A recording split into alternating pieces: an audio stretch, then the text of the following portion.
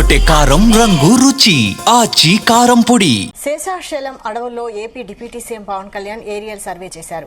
ఈ భూముల విషయంలో అధికారులకు పవన్ కీలక ఆదేశాలు జారీ చేశారు. అడవి మధ్యలో మాజీ మంత్రి పెద్దిరెడ్డి రామచంద్రారెడ్డికి వారసత్వంగా భూమి ఎలా వస్తుందో చెప్పాలని ప్రశ్నించారు.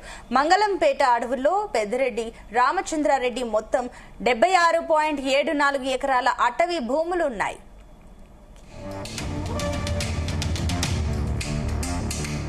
అయితే ఈ భూములను కబ్జా చేశారంటూ పవన్ పోసెట్ చేశారు. శేషాచల కబ్జాపై జనసేన పార్టీ వీడియో విడుదల చేసింది. అటవీ భూములను కబ్జా చేశారంటూ పవన్ కళ్యాణ్ స్వయంగా వీడియో తీశారు.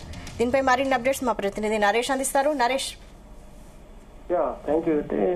శేషాచల అటవీ ప్రాంతంలో కబ్జాల సామ్రాజ్యం నడుస్తుందనేసి అయితే మాత్రం పవన్ కళ్యాణ్ అంటే AP deputy CM Pawan Kalyan తన ఎక్స్ వేదిక కూడా పోస్ట్ చేశారు. అది కూడా జనసేన పార్టీ బిగ్ ఎక్స్పోజ్ అంటూ కూడా ఒక పోస్ట్ కూడా చేశారు. ఆ ఒక పోస్ట్ కి సంబంధించి తానే స్వయంగా కూడా బహిర్గతం చేస్తున్నాను అనేసి అయితే చెప్పారు. ఇక మంగళంపేట అటవీ భూముల్లో అక్రమ రవాణాపై పవన్ కళ్యాణ్ తీసినటువంటి ఏరియల్ వీడియోస్ అయితే ఏమున్నాయో అతను స్వయంగా కూడా ఈ యొక్క పోస్ట్ లో ఎక్స్ వేదిక కూడా పోస్ట్ చేసినటువంటిది అయితే ఉంది.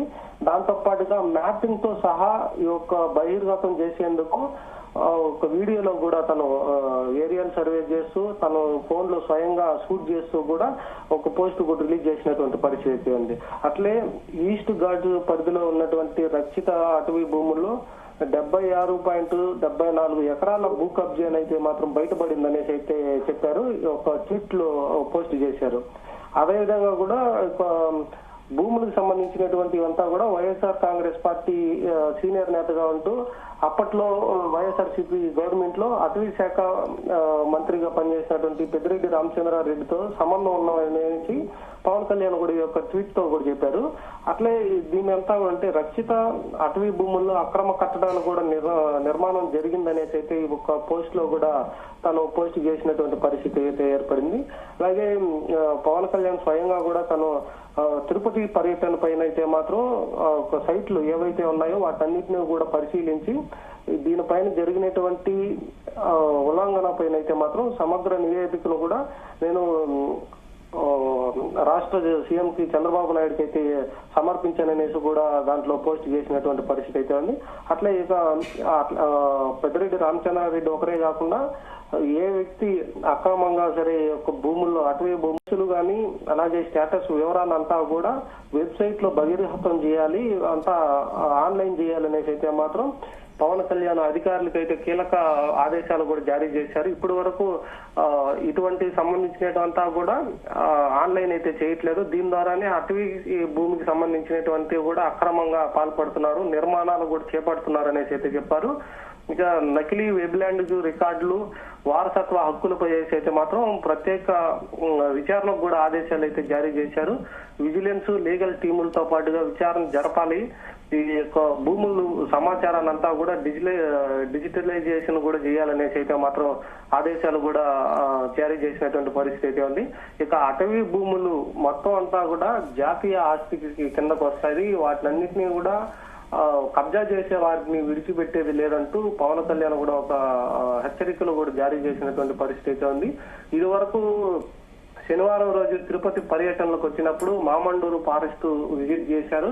విజిట్ చేసిన తర్వాత మళ్ళీ ఒక రెడ్ శాండిల్ సంబంధించినటువంటి ఒక గోడౌన్ అయితే పరిశీలించారు. దాని తర్వాత ముఖ్యమైన అధికారులతో కూడా కలెక్టరేట్ లో వారందరి సమక్షంలో కూడా ఒక రివ్యూ మీటింగ్ కూడా ఏర్పాటు చేశారు. దాంట్లో అధికారులు తెలిపినటువంటి వాటిని కూడా దృష్టిలో ఉంచుకొని ఒక ఏరియల్ సర్వే కూడా నిర్వహించినట్టుగా కూడా తెలుస్తున్నారు. ఇది జనసేన పార్టీ బిగ్ ఎక్స్పోజ్ అనేది కూడా ఒక పోస్ట్ కూడా రిలీజ్ చేయడంతో ఇప్పుడు ఇదంతా కూడా ఒక సంచలనంగా కూడా మారినటువంటి పరిస్థితి ఏర్పడింది.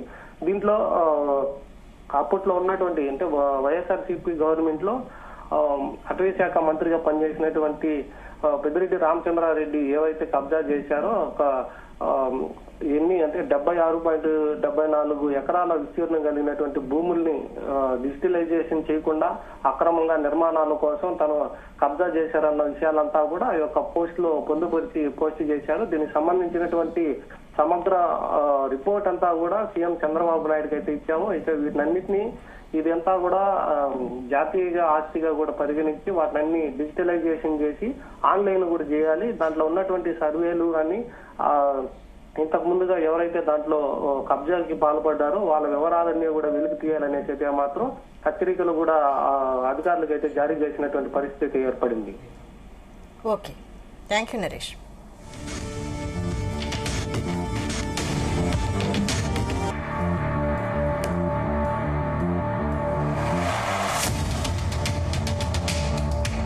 గుమగుమల వంటలే వంటలే తెరకొట్టే కారం రంగు రుచి ఆచి కారం పొడి.